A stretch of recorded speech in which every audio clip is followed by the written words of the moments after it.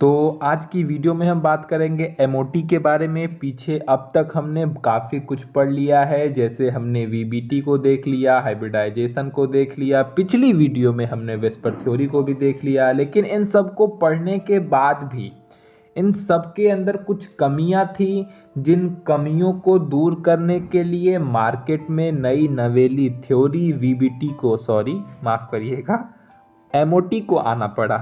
MOT यानी कि molecular orbital theory को आना पड़ा। वो कमियां क्या थी? इनकी कमियां ये थी कि ये कंपाउंड्स के मैग्नेटिक प्रॉपर्टीज़ के बारे में व्याख्या नहीं कर पा रहे थे, मैग्नेटिक बिहेवियर के बारे में एक्सप्लेन नहीं कर पा रहे थे। आई बात समझ? तो किसी भी एटम के मैग्नेटिक बिहेवियर को बता नहीं पा रही थी, उसको बताने में, उसको एक्सप्लेन करने में असमर्थ थी कि ये जो एटम है वो कौन सा मैग्नेटिक प्रॉपर्टी रखता है, ये अनुचुंबकीय है या प्रतिचुंबकीय है, यानी कि ये अपने आप मतलब अपनी तरफ चीज़ों को खींचता है या अपने से प्रतिकर्षित करता है। ये चीज़ें इनके माध्यम से हमें नहीं पता चल रही थी। इस वजह से मार्केट में बहुत ही धांसू थ्योरी आई, नाम था एमओटी, मॉलिक्यूलर ऑर्बिटल थ्योरी। अब इस थ्योरी के बारे में बात करते हैं। तो क्यों इसकी ज़रूरत पड़ी वो आपको बात समझ में आ गई, क्योंकि पीछे की जो थ्योरीज थी वो मॉलिक्यूल के कुछ चीज़ों के बारे में एक्सप्लेन करने में असमर्थ थी, इस वजह से इसकी ज़रूरत पड़ी। तो अब एमओटी के अंदर लिखिए, आप ये लिख सकते हैं कि कोवेलेंट बॉन्ड की नेचर को क्लियर करने के लिए यह सिद्धांत यानी कि मॉलिक्यूलर ऑर्बिटल थ्योरी को दिया गया। किसने दिया था? तो हुंड और मुलिकन ने 1932 में इसे प्रपोज किया था, इसे दिया था।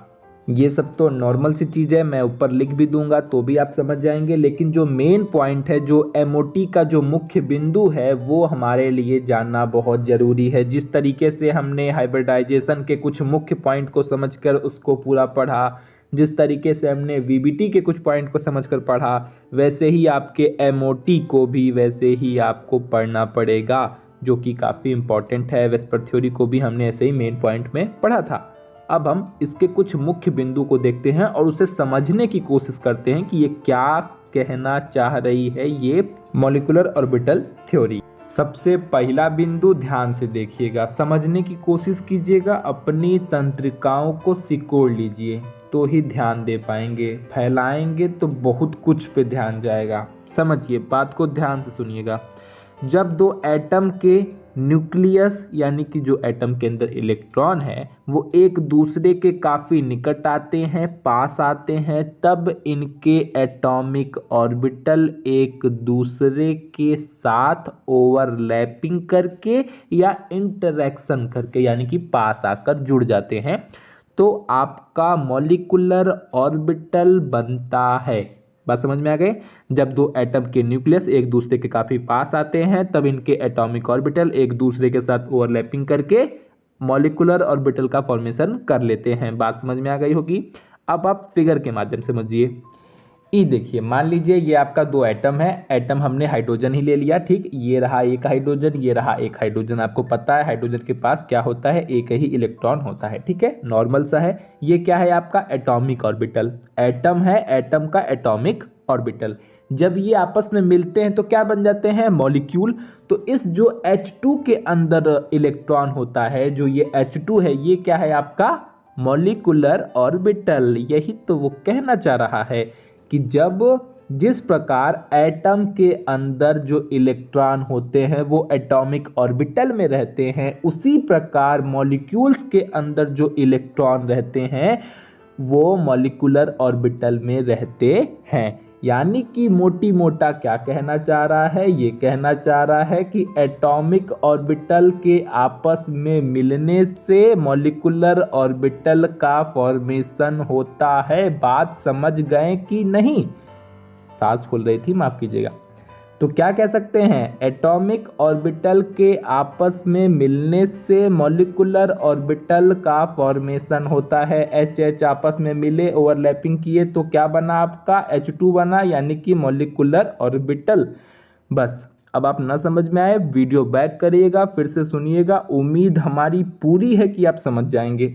ये था इनका पॉइंट नंबर 1। अब पॉइंट नंबर 2 के ऊपर फोकस डालिए। जितने एटॉमिक ऑर्बिटल ओवरलैपिंग में पार्टिसिपेट करते हैं, यानी कि एच दो थे, ठीक, H का एक एटम, H का एक एटम आपस में कंबाइन हुए, तो जो मॉलिक्यूलर ऑर्बिटल बनेगा वो भी उतना ही बनेगा, यानी कि 2 एटॉमिक ऑर्बिटल कंबाइन हो रहे हैं तो 2 मॉलिक्यूलर ऑर्बिटल ही प्राप्त होंगे। बात समझ गए ना? बिल्कुल समझना चाहिए। अगर 2 एटॉमिक ऑर्बिटल कंबाइन हो रहे हैं तो ओवरलैपिंग के बाद उतने ही संख्या में बनेंगे। कुछ याद आ रहा है हाइब्रिडाइजेशन? बस वही हाइब्रिडाइजेशन से रिलेट करिए, जितने मिलेंगे उतने ही बनेंगे। बात समझ गए होंगे? तो आगे सुनिए। फॉर एग्जाम्पल में आपको दिखा देते हैं, जब 2 एटॉमिक ऑर्बिटल परस्पर ओवरलैपिंग करते हैं तो 2 मॉलिक्यूलर ऑर्बिटल का फॉर्मेशन करते हैं, ठीक, जिनमें से एक जो होता है वो कम एनर्जी वाला होता है, जिनके बीच में बॉन्ड बन जाती है उनके बीच में एनर्जी कम होती है, उसे आप क्या कहेंगे? Bonding molecular orbital. और जो आपका दूसरा होता है वो हाई एनर्जी वाला होता है, तो वो आपका एंटी बॉन्डिंग मॉलिक्यूलर ऑर्बिटल कहलाता है। इसलिए जब 2 एटॉमिक ऑर्बिटल आपस में मिलके आपका मॉलिक्यूलर ऑर्बिटल का फॉर्मेशन करते हैं तो 2 तरीके का मॉलिक्यूलर ऑर्बिटल बनता है, एक बॉन्डिंग मॉलिक्यूलर ऑर्बिटल और एक एंटी बॉन्डिंग मॉलिक्यूलर ऑर्बिटल। ठीक है? ठीक है, हम मान के चल रहे हैं, आप समझ गए होंगे। पीछे जाइएगा, नहीं समझ में आए फिर से देख लीजिएगा। अब हम बात करते हैं अगली बिंदु के बारे में, अगली मेन टॉपिक के बारे में।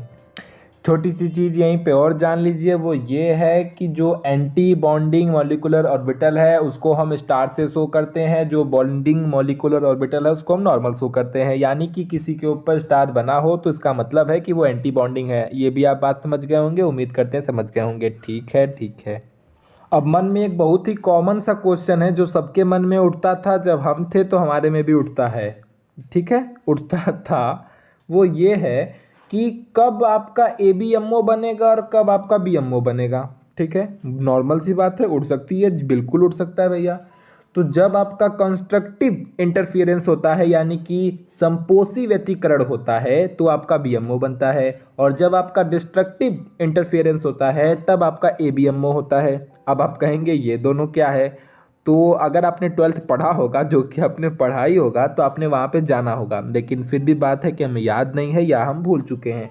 तो जरा सा हम रिवाइज कराते हैं। वहाँ पे व्यतिकरण का एक पूरा चैप्टर था, अगर आपने ध्यान दिया होगा तो दिया होगा, वरना यहाँ पे भी मैं समझाने की कोशिश करता हूँ, कम शब्दों में जरा समझ लीजिएगा बस। तो देखिए, अगर आप इलेक्ट्रॉन को तरंग मानते हैं, ठीक, तो वो आपका ये मान लीजिए एक हाइड्रोजन का ये जो इलेक्ट्रॉन है ये तरंग की तरह हो गया, वैसे ये दूसरे हाइड्रोजन का ये इलेक्ट्रॉन भी ऐसे ही तरंग की तरह हो गया। जब ये आपस में जुड़ते हैं, ठीक है, ये आपस में प्लस का साइन यानी कि जुड़ते हैं, तो क्या होना चाहिए? ये जो आपस में प्लस प्लस हैं वो मिल जाते हैं, और ये यहाँ पे माइनस माइनस से ये मिल जाते हैं और मिल के बढ़ जाते हैं, बड़े हो जाते हैं। बात समझ रहे हैं? समझने की कोशिश करिएगा।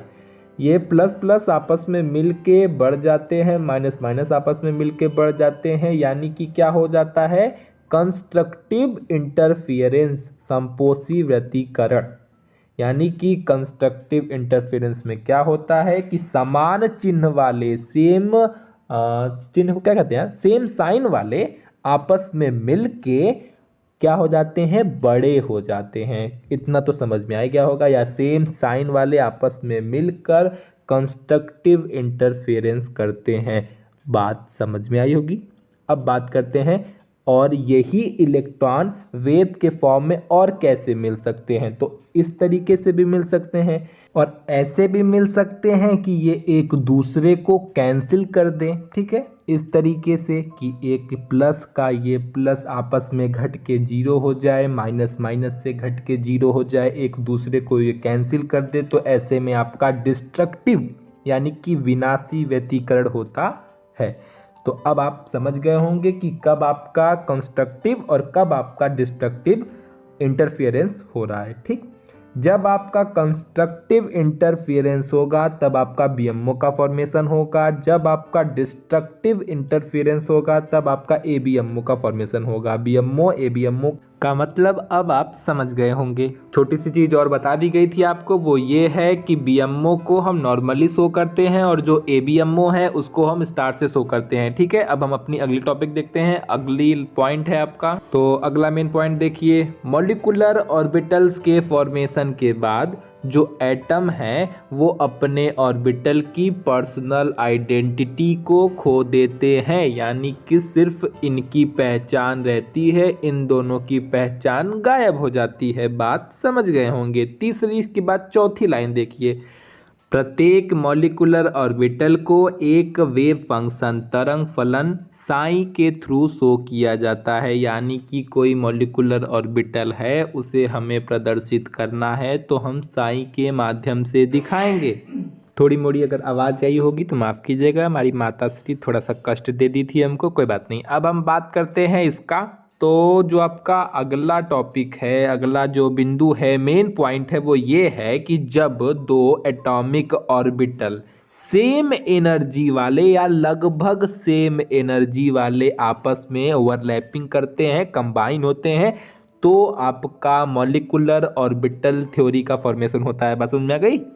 जैसे कि 1s 1s के साथ कर लेगा, px px के साथ, py py के साथ, pz pz के साथ, 2s 2s के साथ। बात समझिएगा, ठीक है? ये सब समान एनर्जी या लगभग समान एनर्जी वाले, लेकिन 1s 2s के साथ नहीं करेगा। क्यों? क्योंकि ये पहली ऑर्बिटल में है, ये दूसरी ऑर्बिटल में पूरी कक्षक ही बदल गई है, एस एस के साथ ओवरलैपिंग कर लेता है। इसका मतलब ये नहीं है कि 1s और 2s आपस में करेंगे, ठीक है?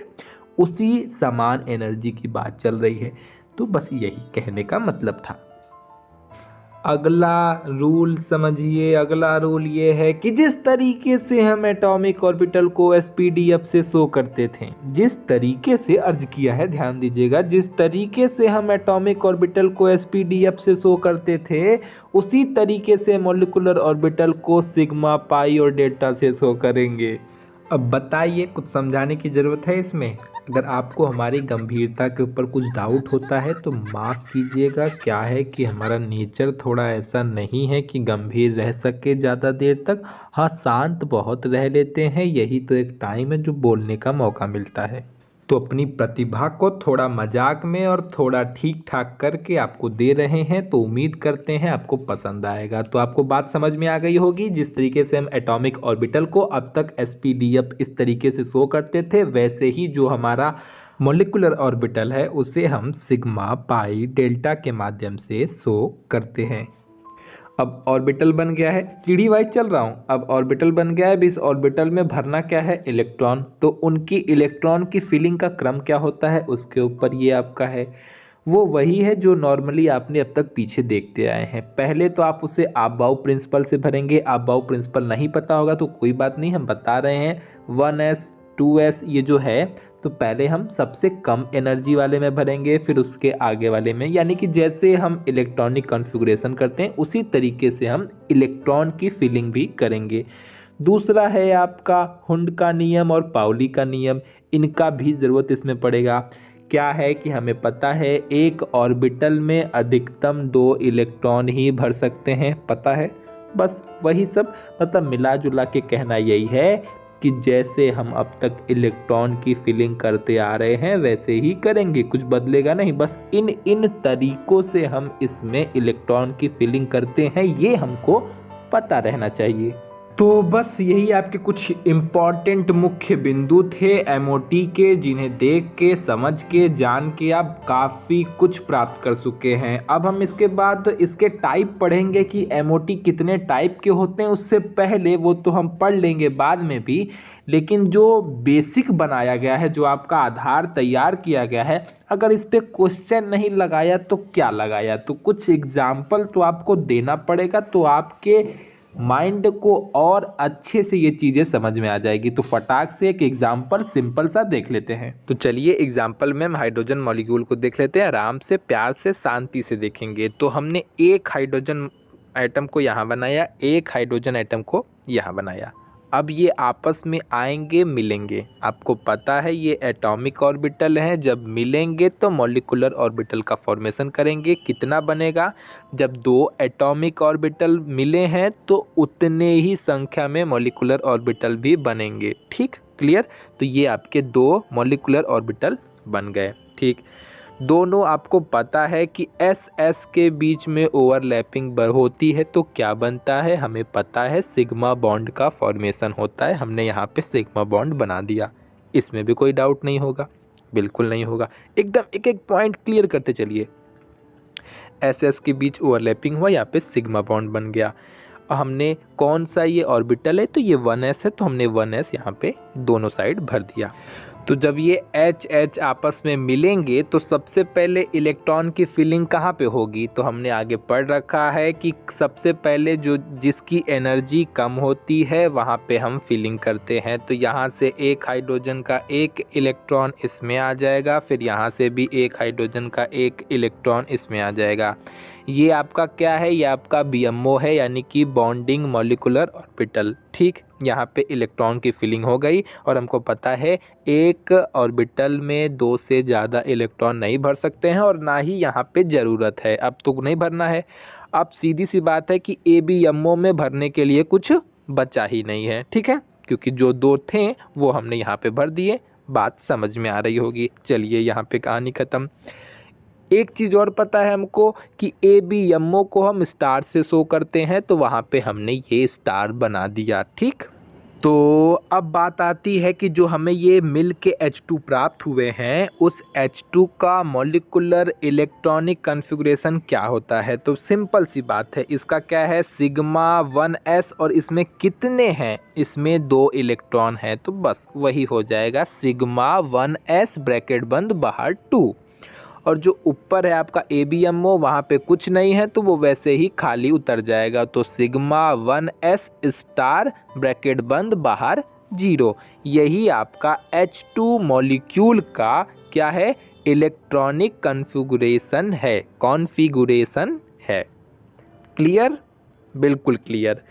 अब इसके बाद बात आती है आपके बॉन्ड ऑर्डर की। अगर नहीं पता है तो जान लीजिए, बाद में आप जान जाएंगे। बॉन्ड ऑर्डर क्या है कि हमें पता कैसे चलता है कि इनके बीच में कौन सा बॉन्ड बना है, बॉन्ड कोटी क्या बनी है, तो वो भी देख लीजिए। बॉन्ड ऑर्डर जानने के लिए हमें ये पता होना चाहिए कि BMO में इलेक्ट्रॉन की संख्या कितनी है माइनस ABMO में इलेक्ट्रॉन की संख्या कितनी है।